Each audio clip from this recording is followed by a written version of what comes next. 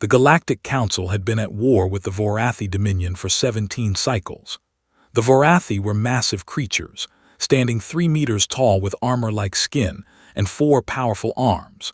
They fought alone, each warrior a mountain of destruction that could tear through standard infantry like paper.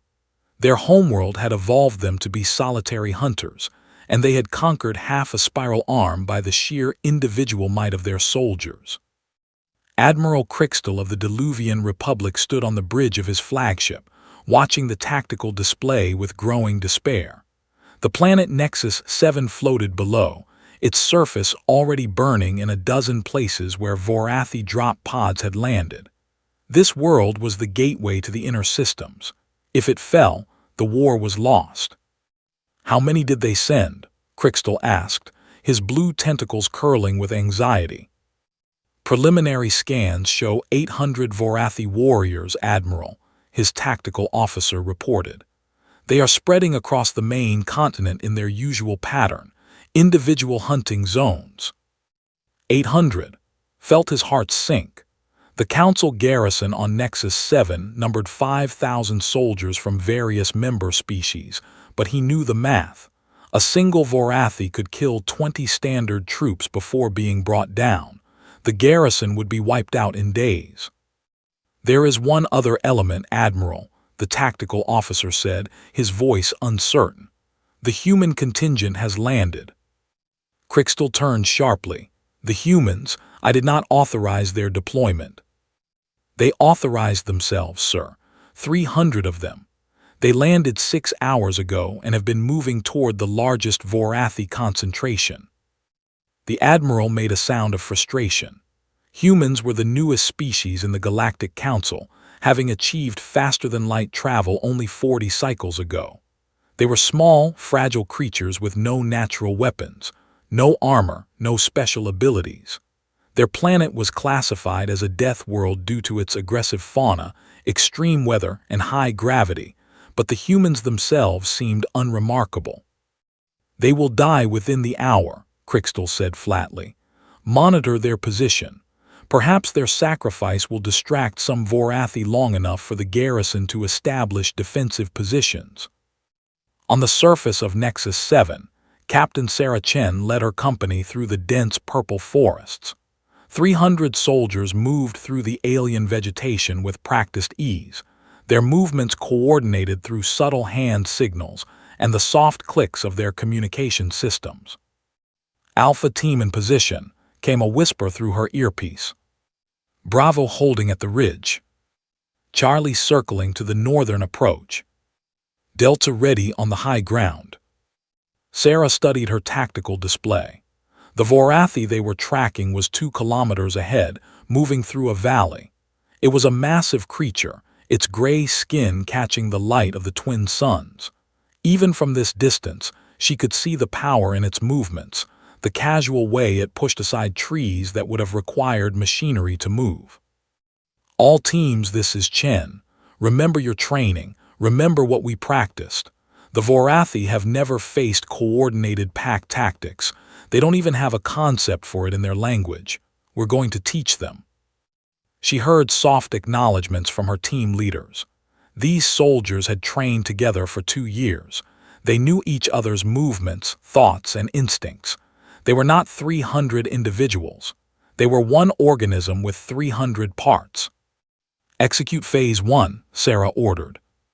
Private Marcus Webb was part of Alpha Team. His job was simple but terrifying. He was the bait. He stepped out of the forest into the valley, deliberately making noise, and raised his rifle to fire a single shot at the Vorathi. The beam struck the creature's shoulder and did absolutely nothing. The Vorathi turned, its 4 arms spreading wide, and let out a roar that shook the trees. Then it charged. Marcus ran.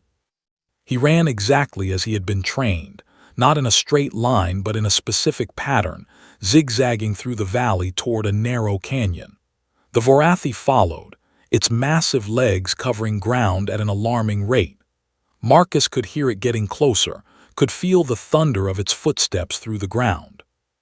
The canyon walls rose on either side.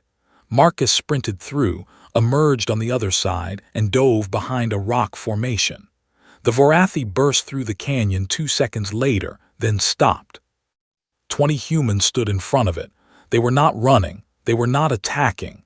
They were simply standing there, weapons raised. The Vorathi had never seen prey stand its ground.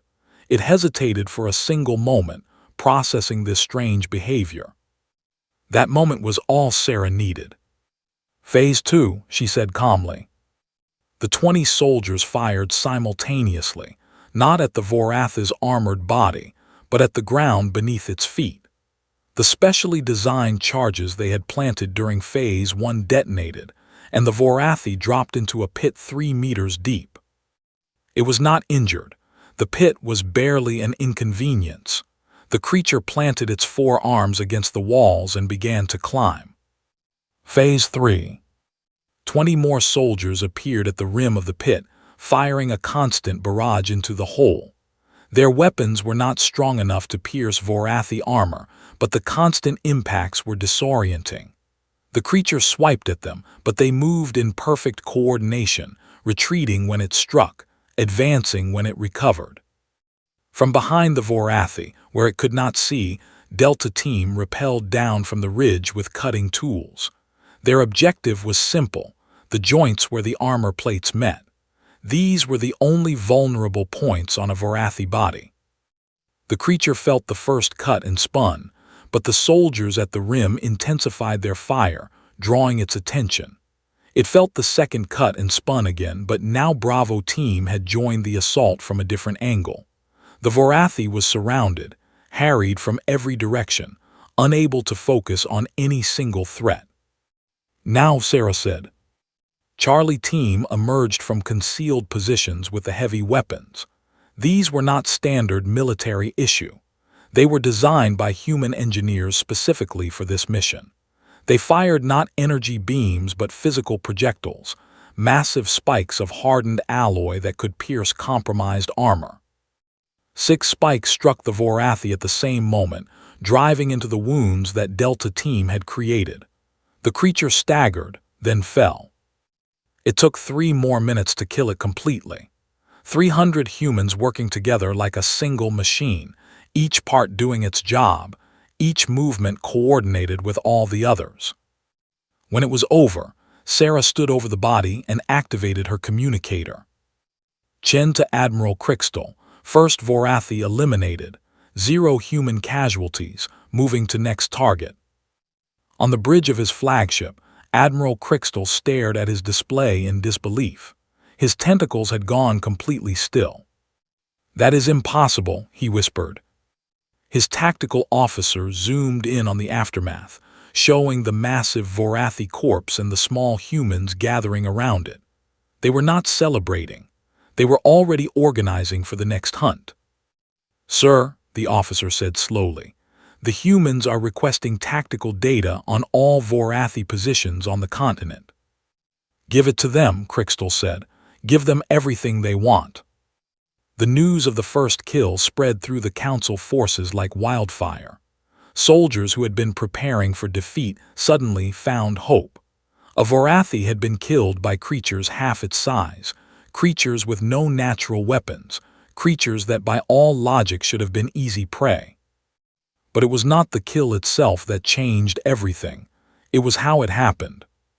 Commander Threen of the Kalori contingent requested the combat footage and watched it 17 times. The Kalori were insectoid beings, highly intelligent but individualistic. They fought their battles through superior technology and overwhelming numbers. Coordination was not their strength. "They move as one," Threen said to his advisors. "Not like a swarm, not like a herd, like a single creature with many bodies. I have never seen anything like this." "The Vorathi fight alone," one advisor noted. "They have never faced a coordinated enemy. Their psychology does not allow them to even imagine such a thing." Threen watched the footage again. He saw how the humans had anticipated each other's movements, how they had created distractions and opportunities, how no single human could have defeated the Vorathi, but together they were unstoppable. "Request a human advisor," Threen ordered. "I want to understand their methods."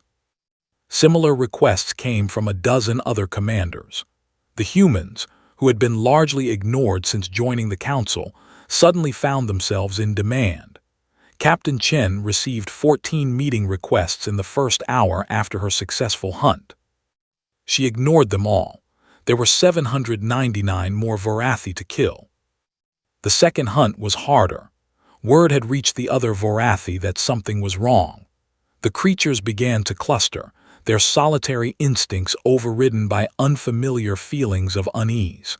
3 of them formed a loose group in a rocky highland, each watching a different direction. Sarah studied the terrain from 5 kilometers away. Her company had been reinforced with 200 more soldiers and a dozen observers from other council species. "They are adapting," Lieutenant Morrison said. 3 working together, that's unprecedented." "Not really working together," Sarah corrected. "They're just standing near each other. Watch their body language. They're not communicating, they don't know how." She was right. The 3 Vorathi stood in a triangle, but they kept glancing at each other with suspicious eyes. Their species had evolved to compete for resources. Every other Vorathi was a potential rival.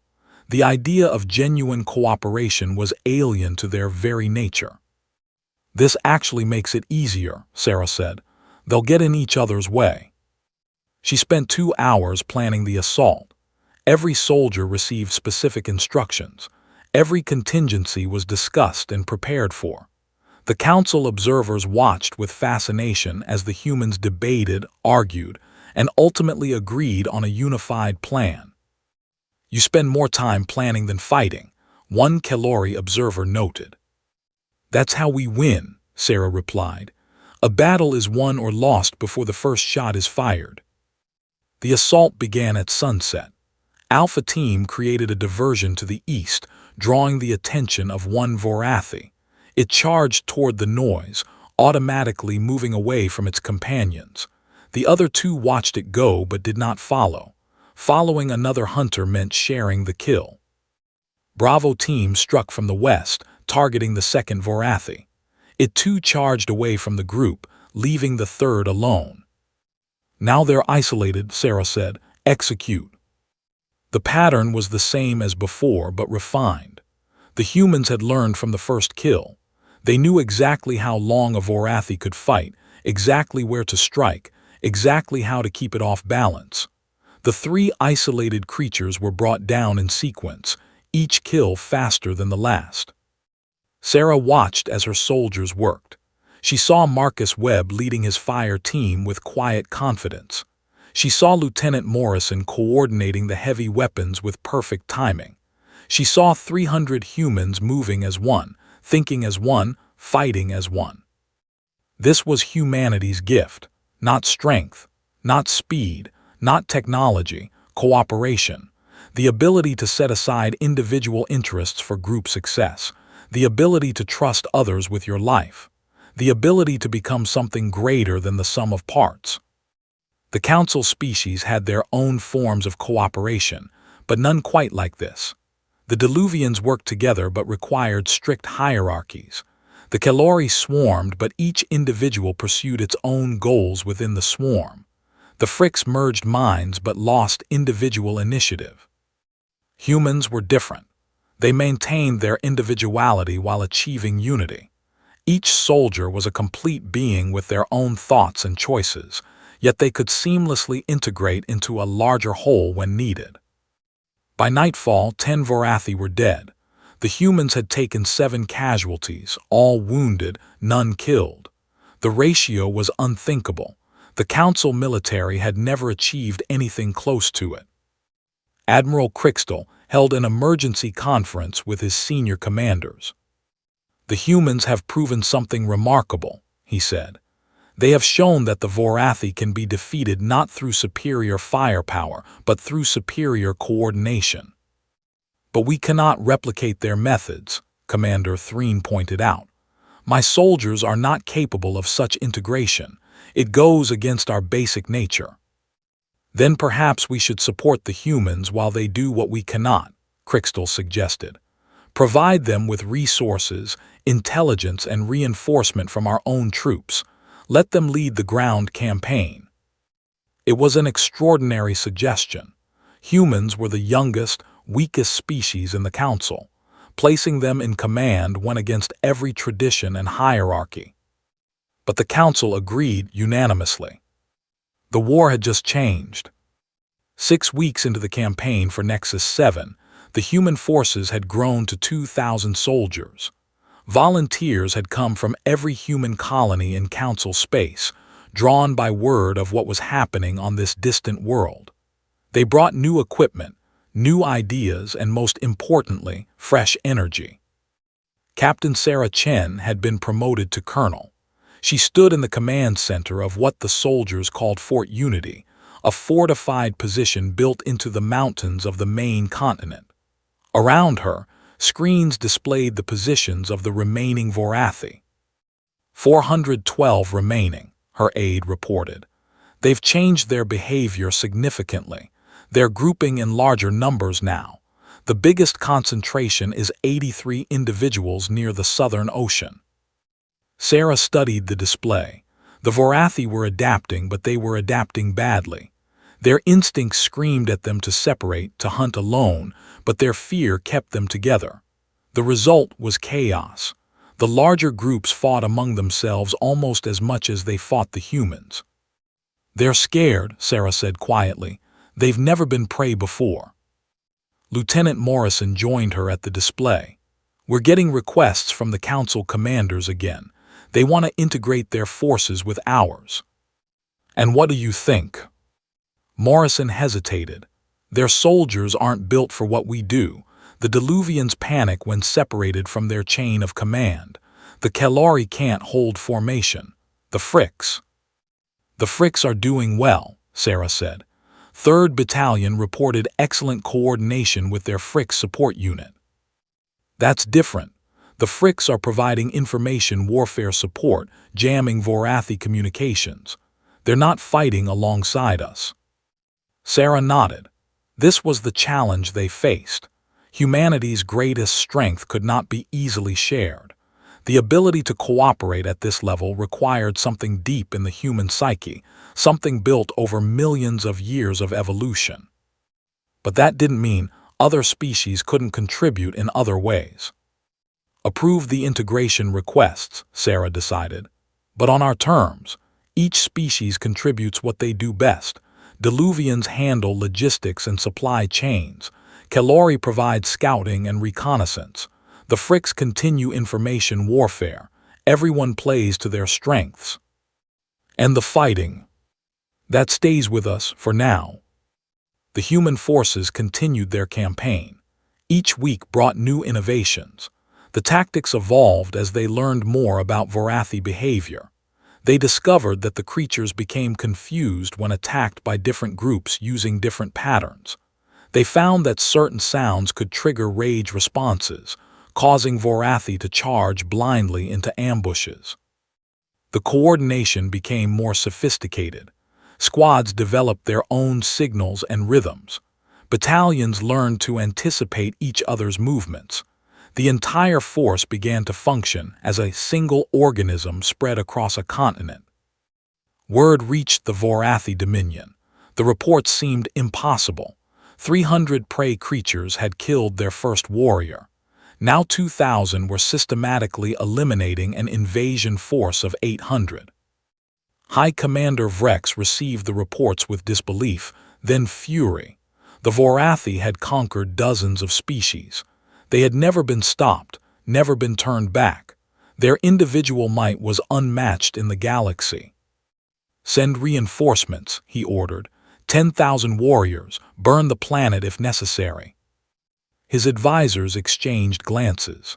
High Commander, if we divert 10,000 warriors, our other campaigns will suffer. Then they will suffer. This cannot stand. These humans must be destroyed. But the reinforcement fleet would take weeks to arrive. In that time, the humans did not rest. They hunted by day and by night. They set traps that killed Vorathi in their sleep. They poisoned water supplies and collapsed caves. They fought not with honor but with efficiency, not with courage but with calculation. By the time the Vorathi reinforcements reached Nexus 7, only 47 of the original invasion force remained alive. 47 out of 800. The humans had lost 183 soldiers. Colonel Chen stood on a hill overlooking the landing zone where 10,000 Vorathi drop pods were descending. The sky was filled with fire as the pods burned through the atmosphere. It was a terrifying sight. Even with their success, 2,000 humans could not face 10,000 Vorathi. But they were no longer alone. Admiral Crixtal had used the weeks wisely. Every available council ship had been redirected to Nexus 7. The orbital defenses had been reinforced. And on the ground, while the humans could not share their gift of coordination, they had shared something else: hope. 50,000 council soldiers had landed over the past weeks: Diluvians, Kelori, Fricks, and a dozen other species. They could not fight like humans, but they could support humans. They could hold defensive lines while human strike teams operated. They could provide overwhelming firepower when needed. They could be the wall behind which the hunters worked. Phase 1, Sarah said into her communicator. All units execute. The battle for Nexus 7 entered its final stage. The Vorathi landed in their typical pattern, each warrior choosing its own zone. But the humans had prepared the entire continent.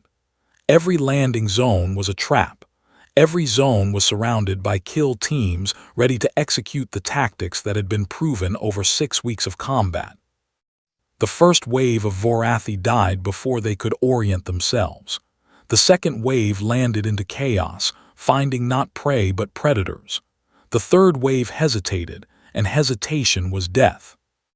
High Commander Vrex landed with the fourth wave. He was the largest Vorathi ever born, a creature of nightmares standing 4 meters tall. He had personally killed 10,000 enemies in his centuries of life. He had never known fear. But as he emerged from his drop pod and saw what awaited him, he felt something cold in his chest. Humans, thousands of them, moving with perfect synchronization, flowing around his warriors like water around stones, cutting, striking, retreating, advancing. Not fighting, hunting. He roared and charged at the nearest group. They scattered before him, but not in panic. They moved in patterns, drawing him forward, separating him from his warriors. He saw what they were doing and tried to stop, but more humans appeared behind him, cutting off his retreat. Vrex was not afraid. He could kill any number of these creatures, but as he fought, he began to understand something terrible. It did not matter how many he killed. There were always more. They worked in shifts, fresh soldiers replacing tired ones while he grew weaker. They did not need to defeat him. They only needed to wear him down. For the first time in his long life, Vrex considered retreat. But there was nowhere to retreat to. The Council fleet had closed the orbital lanes. The planet was sealed. He was prey. The Battle of Nexus 7 lasted 12 days. It was the longest engagement in the history of the human military presence in Council space, and it would be remembered as the turning point of the war. High Commander Vrex died on the 9th day. His body was found surrounded by 200 human casualties, the most any single Vorathi had inflicted. But his death meant nothing to the battle. The humans simply adjusted their tactics, absorbed their losses, and continued. Colonel Chen was wounded on the 7th day when a dying Vorathi managed to grab her transport vehicle. She suffered 3 broken ribs and internal bleeding. She was back commanding from a medical bed on the 8th day. "You should rest," Lieutenant Morrison told her. "I'll rest when they're gone," she replied. On the 12th day, the last Vorathi on Nexus 7 was killed by a combined force of humans and Diluvians. It was the first truly integrated kill of the campaign. A Diluvian squad had held a defensive line while a human team flanked the creature. It was clumsy and imperfect, but it worked. Sarah watched the footage from her hospital bed. She saw the moment when the Diluvian commander, a young officer named Krelthos, broke from his position to block the Vorathi's escape route. It was a spontaneous decision, unplanned and instinctive. His soldiers followed him without hesitation. "That's new," she said quietly. "They're learning," Morrison said. "Slowly, but they're learning." The aftermath of Nexus 7 spread through the galaxy. The Vorathi Dominion, which had seemed invincible, had lost 11,000 warriors on a single planet. Their invasion had been not just stopped but annihilated, and it had been done primarily by creatures they had dismissed as prey. The Galactic Council held an emergency session. Admiral Crixtal addressed the assembly. "The humans have shown us something revolutionary," he said. "They have demonstrated that individual strength is not the ultimate form of power. Coordination, cooperation, and unity can defeat even the mightiest warrior." "But we cannot replicate their methods," a Kelori delegate objected. "Our biology is different. Our psychology is different." "We do not need to replicate their methods exactly," Crixtal replied. "We need to find our own forms of coordination that play to our strengths. The humans did not ask us to become them. They asked us to become better versions of ourselves." Colonel Chen, now promoted to general, addressed the council via hologram from her hospital bed. "Every species has something to contribute," she said. "The Diluvians have logistics capabilities that we could never match. The Kelori have information gathering networks that span the galaxy. The Fricks have electronic warfare capabilities that can blind entire fleets. What we humans bring is a way of thinking about how these pieces fit together." "You speak of integration," a Fricks delegate said, "but our minds work differently. We cannot share thoughts the way humans share intent." "Then don't share thoughts. Share goals. Share plans. Create systems that allow different species to work toward common objectives while maintaining their natural modes of operation." It was a radical suggestion. The Council military had always been a coalition of separate forces that happened to fight on the same side. Chen was proposing something new, a unified command structure that respected differences while enabling cooperation. The debate continued for days. Old rivalries emerged. Ancient grudges were aired. Some species refused to submit to any unified command. Others demanded leadership positions they had not earned. But the memory of Nexus 7 was fresh. The image of 10,000 Vorathi warriors being systematically destroyed by a force of 2,000 humans supported by Council troops was impossible to ignore. The Unified Combat Protocol was approved by a narrow margin. It established mixed species commands for the first time in Council history. Humans would provide tactical coordination, while other species contributed their unique capabilities. The Vorathi Dominion, watching these developments from across the spiral arm, recognized the danger.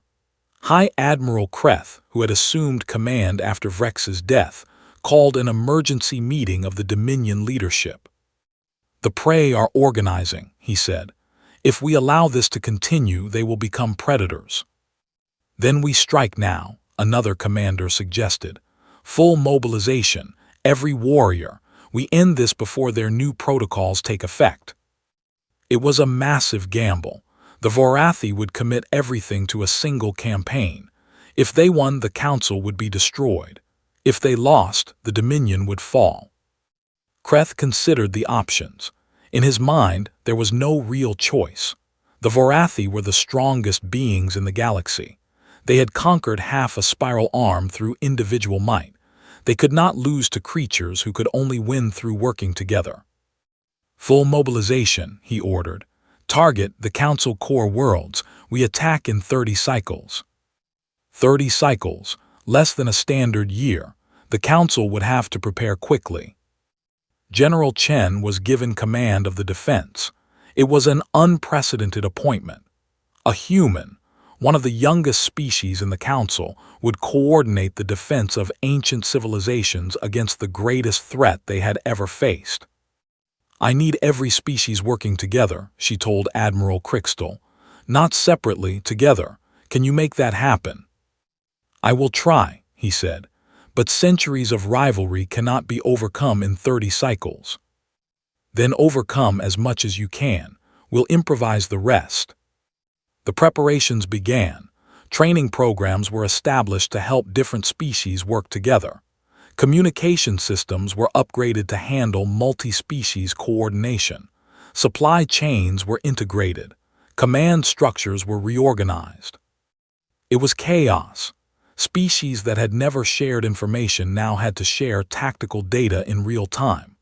Commanders who had never taken orders from other species now reported to mixed species headquarters. Soldiers who had been trained to fight in isolation now had to coordinate with allies who thought and moved differently. But slowly, progress was made. Diluvian logistics officers learned to anticipate human tactical needs. Kalori scouts learned to report in formats that other species could use.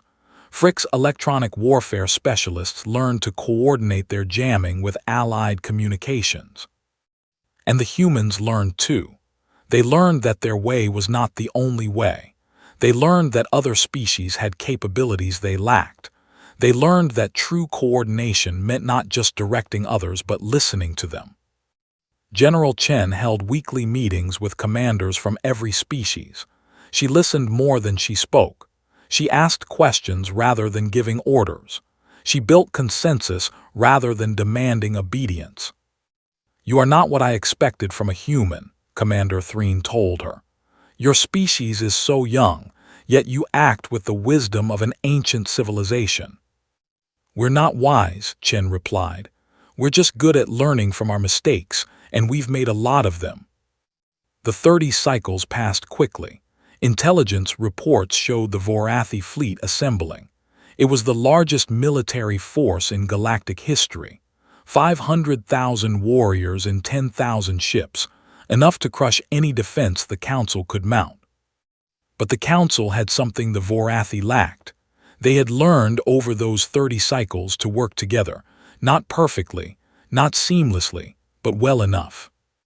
General Chen stood in the command center of the defense fleet. Around her, officers from a dozen species monitored their displays and coordinated their forces. It was messy and imperfect, but it was unified. "All forces, this is General Chen," she said. "The Vorathi are coming. They think we're still prey. They think we're still divided. They're wrong. Today, we show them what united civilizations can accomplish." She paused, looking at the faces around her. Diluvians, Kalori, Fricks, humans, and so many others. Different in so many ways, but joined by a common purpose. "Today we hunt." The Battle of the Core began in the space above Tethys Prime, the oldest inhabited world in Council space. The Vorathi fleet emerged from hyperspace in a massive wave. 500,000 warriors ready to wage individual glory in the greatest battle of their civilization's history.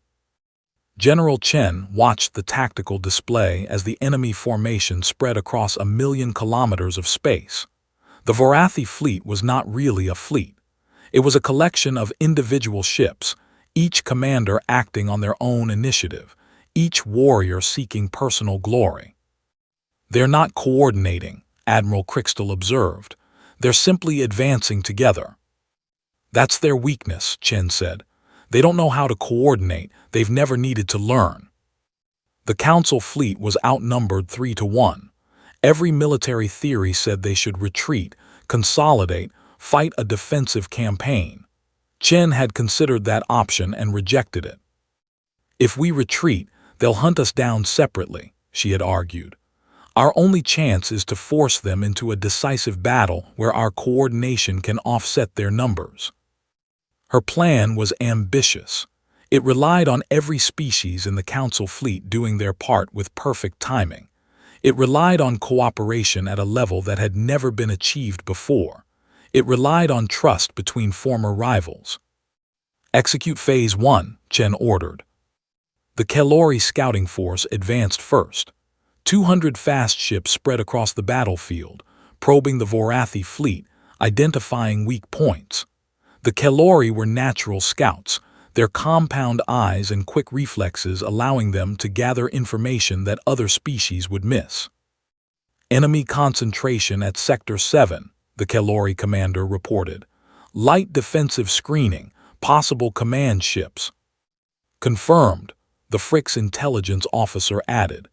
Communication patterns suggest high-ranking commanders in that sector. Chen studied the data. The Vorathi command structure was loose, but eliminating their most experienced leaders would create confusion. It was a human tactic, cut the head off the snake. Phase 2. Frick's units jam their communications. Diluvian carriers deploy fighter screens. Human strike forces prepare for insertion. The battle unfolded in 3 dimensions and a dozen time zones. Frick's electronic warfare ships blanketed the Vorathi fleet with interference, cutting ship from ship. Diluvian carriers launched thousands of fighters that swarmed the enemy formation, not to destroy but to distract. And through the chaos, human strike teams advanced. Colonel Morrison led the assault on Sector 7. His force was small, just 50 ships, but they moved with the coordination that had become humanity's signature. Each ship knew its role. Each captain anticipated the other's movements. Contact, Morrison reported. 3 Vorathi destroyers blocking our approach. Engage with pattern Delta 7, Chen ordered. Kelori scouts provide targeting data. Frick's units focus jamming on those 3 ships. The 3 Vorathi destroyers were individually more powerful than any ship in Morrison's force, but they couldn't coordinate their fire. They couldn't predict their enemy's movements. They fought as 3 separate ships against 50 that moved as one. The first destroyer fell in 7 minutes. The second lasted 4. The third tried to retreat and was cut off by a flanking maneuver that seemed to come from nowhere. Path clear, Morrison reported, moving to command targets. Across the battlefield, similar engagements were happening. Human coordination turned disadvantages into advantages. Kelori scouting prevented ambushes. Diluvian logistics kept ammunition and fuel flowing. Frick's jamming kept the enemy confused. It was not seamless. There were failures. A Diluvian supply convoy took a wrong turn and was destroyed. A Kelori scout squadron got too aggressive and was overwhelmed. A human strike force lost communication with command and had to improvise. But the overall pattern held. The Council fleet, for all its differences, was working together, and the Vorathi, for all their individual might, were not. High Admiral Kreth watched the battle from his flagship with growing disbelief. His fleet was losing, not through any single defeat, but through 1,000 small failures. Ships that should have supported each other instead fought alone. Attacks that should have been coordinated instead came in waves. Warriors who should have been allies instead competed for glory. Order a concentrated advance, he commanded. All ships toward the enemy command center. Overwhelm them with numbers. His orders went out, but the response was chaotic. Some ships obeyed immediately. Others delayed, not wanting to abandon their current engagements. Still others misinterpreted the order entirely. The concentrated advance became a staggered charge that the Council fleet picked apart piece by piece. They cannot work together, Kreth realized. Even when I order it, they cannot work together. For the first time in his life, he understood the Vorathi weakness. They had conquered half a spiral arm through individual strength. They had never needed cooperation. They had never developed it. And now, facing an enemy that had perfected cooperation, they had no answer. General Chen saw the enemy formation fragmenting. All units Phase 3, close and engage. The Council fleet surged forward. It was a risky move. At close range, Vorathi weapons could devastate any ship. But at close range, coordination mattered even more. Ships that could trust their allies could take risks that isolated ships could not. The battle became a swirling melee of 1,000 engagements. Human strike teams darted through the chaos, hitting vulnerable targets and withdrawing before the Vorathi could respond. Diluvian heavy cruisers formed defensive clusters that protected damaged allies. Kalori scouts identified opportunities and relayed them to everyone who could exploit them. And slowly, the Vorathi fleet died. Kreth watched his forces crumble, 300,000 warriors dead or dying, ships burning across 1,000,000 kilometers, the greatest Vorathi fleet ever assembled being destroyed by creatures they had dismissed as prey. He considered his options. He could retreat, save what remained of his fleet rebuild. But the Vorathi did not retreat. It was not in their nature. It was not in their psychology. It was not in their history. All ships, he broadcast. Target the enemy command vessel, all ships attack. It was his last order. The Vorathi fleet, or what remained of it, turned toward General Chen's command ship, 200,000 warriors in their final charge. Chen saw them coming. All units protective formation, Diluvian cruisers forward shields, Frick's units maximum jamming, human strike forces interception pattern. The Council fleet moved, not as fast as the humans would have liked, not as smoothly as the training exercises, but together, unified, coordinated. The Vorathi charge broke against the defensive formation like a wave against a cliff. Ships that might have broken through alone instead crashed into overlapping fields of fire. Warriors who might have overwhelmed a single target instead faced dozens of coordinated defenders. High Admiral Kreth's flagship was destroyed by a combined assault from 3 species. Human strike craft disabled its engines. Diluvian heavy weapons shattered its shields. Kalori precision fire hit its reactor core.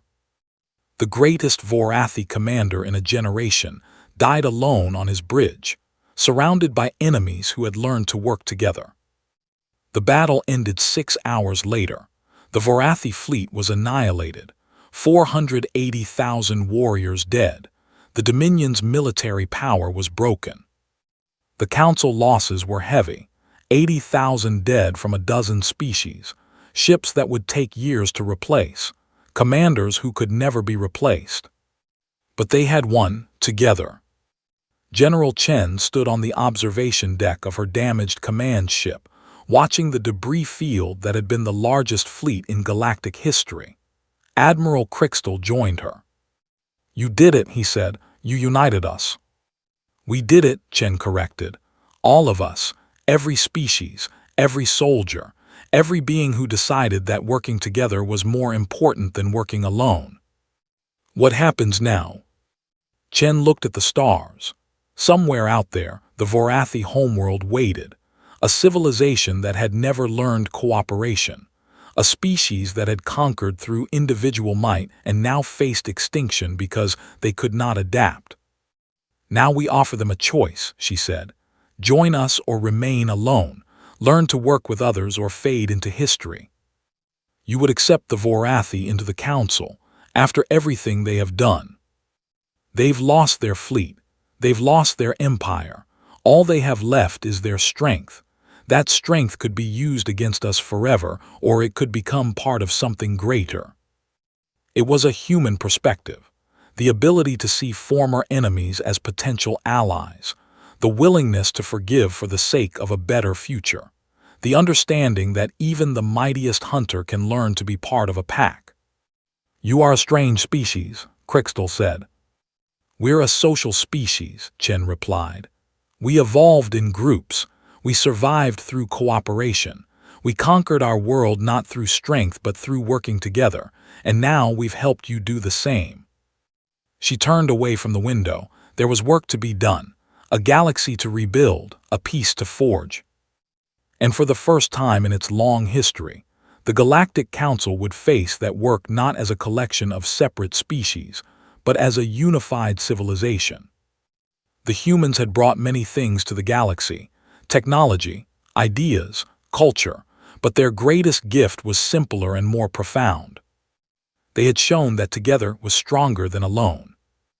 The Galactic War had changed when humans demonstrated coordinated pack tactics on a planetary scale, but what changed even more was the future that followed.